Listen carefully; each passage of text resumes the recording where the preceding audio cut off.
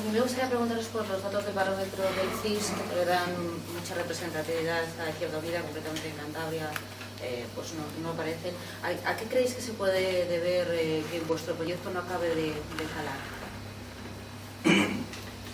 Yo no sé si se está sustituyendo la parte de la democracia por la sondeocracia, ¿no? Tal vez la sondeocracia sería la mejor definición en este momento de lo que está pasando, porque hablamos de sondeo en sondeo, ¿no? Remontar un poquito la memoria atrás, hace unos meses, ¿qué decían los sondeos? Contrastarlos con lo que tenemos ahora mismo. Y yo creo que hay dos tipos de hacer encuestas. Unas que determinan yo diría, para conocer el estado de opinión de la gente, y otras que también, desgraciadamente, determinados sectores de las encuestas para condicionar el estado de opinión de la gente. Esto es importante tenerlo desde nuestro punto de vista en la cabeza. Nosotros tenemos nuestra historia y es la que vamos a defender, porque estamos en una campaña que no hemos explicado los programas. La intención de voto se supone que se tendrá que producir ya una vez que la gente conozca qué proyecto político tenemos cada uno. Y entonces será cuando la gente racionalmente opinará a quién le va a dar la confianza o a quién se la va a quitar. Yo quiero deciros que el trabajo de campo de esta encuesta que te refieres se hizo hace un mes. Y hace un mes han pasado muchas cosas. Pero además dice que hay un 40% indeciso, es decir, casi la mitad de la población ha dicho en la encuesta que no sabe, no contesta. Por eso quiere decir que esa gente por lo menos no ha decidido su intención de voto todavía. Por tanto, todo está muy abierto.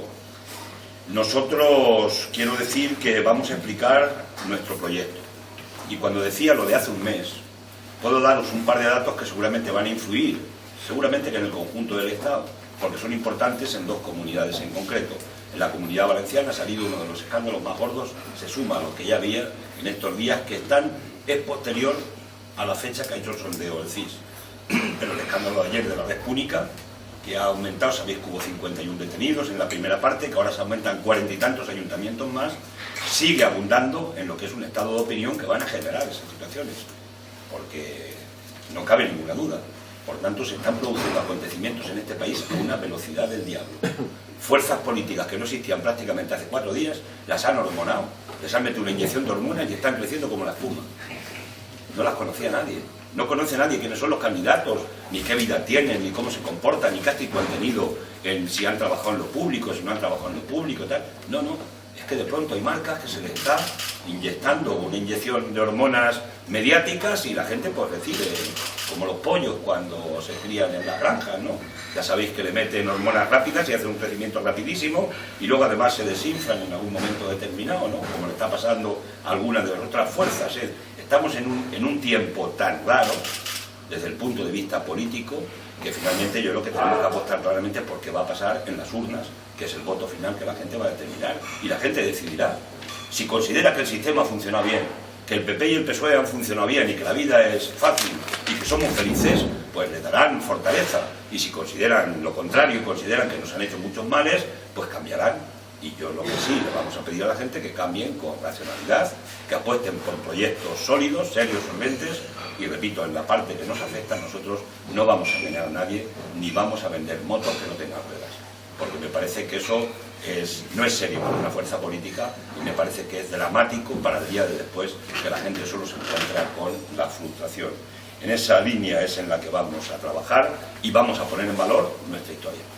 Y nuestra historia es que esta fuerza política hemos estado durante todos estos años, desde que empezó la crisis, peleándonos con la política de recortes. Le vamos a decir a los trabajadores y trabajadoras que somos los que hemos estado en las huelgas generales, frente a la reforma laboral de Zapatero y frente a la reforma laboral del señor Rajoy, la más dura de toda la democracia. Y le vamos a decir que somos los que hemos estado en las mareas, somos mareas. En la blanca, de defensa de la sanidad pública, en la verde, de la defensa de la educación pública, y en definitiva somos la gente que hemos estado en la calle dando la cara, pero también en las instituciones y en los parlamentos. Y en aquellos sitios que hemos estado gobernando o cogobernando, ayuntamientos especialmente, o alguna comunidad autónoma como Andalucía, que creo que no han sido justos con nosotros, con la tarea que se ha hecho allí de nuestro grupo en el gobierno de Andalucía, y ahí están las leyes que impulsamos, y me parece que son las leyes más positivas que hemos conocido en mucho tiempo, especialmente con el derecho a la vivienda, pues eso vamos a ponerlo en valor, porque eso es nuestro bagaje. Y eso es lo que vamos a explicar con lo fundamental que es el proyecto político para el día de después. Si hablamos del trabajo garantizado, y decimos que el 1% del PIB se puede dedicar a ese proyecto, que es un proyecto ilusionante, es que se puede aplicar y se puede hacer, si no, no lo pondríamos dentro del programa. La situación que se está produciendo ahora mismo en Andalucía, que posiblemente no salga nadie hoy elegido, ¿puede desestabilizar a los ciudadanos? ¿Pueden reaccionar ante lo que está ocurriendo? Están pasando cosas incomprensibles en este país. En Andalucía había un gobierno desde nuestro punto de vista estable, entre el Partido Socialista e Izquierda Unida. Se llegó a un acuerdo de 256 medidas y 30 leyes. El PSOE, es cierto, fue demasiado reticente para aplicar en los tiempos esas leyes que habíamos pactado en un acuerdo de gobierno. Y de pronto disuelve las Cortes, disuelve el Parlamento de Andalucía y el gobierno y convoca elecciones acusándonos de generar inestabilidad Izquierda Unida en el gobierno de Andalucía. Parece que no es serio ni es justo, porque el presupuesto de 2015 esta fuerza política se lo dejamos aprobado a Susana Díaz para que los andaluces no tuvieran ningún menoscabo ante la gestión económica del gobierno de Andalucía. Ahora sí hay inestabilidad. Cuando más inestabilidad se ha creado en Andalucía es ahora después de la convocatoria de elecciones.